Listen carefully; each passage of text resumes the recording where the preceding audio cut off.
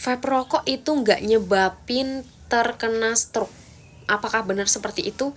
Nah, orang banyak pikir beranggapan bahwa rokok itu yang rokok elektrik sama rokok tembakau ya. Rokok elektrik sama tembakau itu lebih aman rokok elektrik yang vape. Nah, tapi gini, aku belajar banyak ya dari Paman Ari, yang Paman Ari itu kena stroke juga waktu itu, dan otomatis Paman Ari konsul terus ke dokternya dong. Apakah kalau misalkan jadi banyak belajar juga kan, apakah benar kalau misalkan pakai rokok tembakau, rokok vape itu lebih aman kalau misalkan pakai vape daripada rokok tembakau.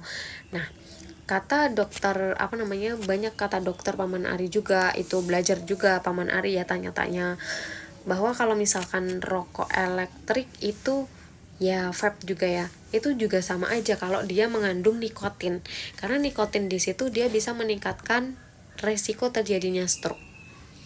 Ya ya kembali lagi sih, rokok itu sebenarnya udah ada kan yang di tanda-tandanya kayak gitu kan, udah dia ada warning juga kan kalau misalkan rokok itu bisa menyebabkan beberapa penyakit seperti itu.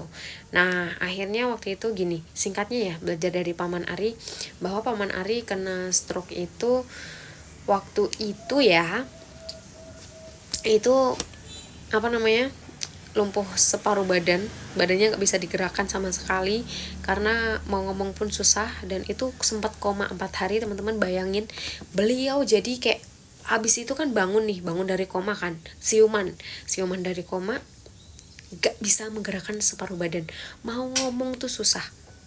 Dan di situ alhamdulillahnya tuh bangun dari koma itu terus dirawat di rumah sakit kurang lebih 6 hari, itu jalan masih sempoyongan, harus dipapah, nggak bisa jalan, belum bisa jalan sendiri. Dan akhirnya waktu itu beliau nyari informasi, beliau mau pulih dari stroke-nya, beliau nggak menyerah, akhirnya nemu sama herbal Cina.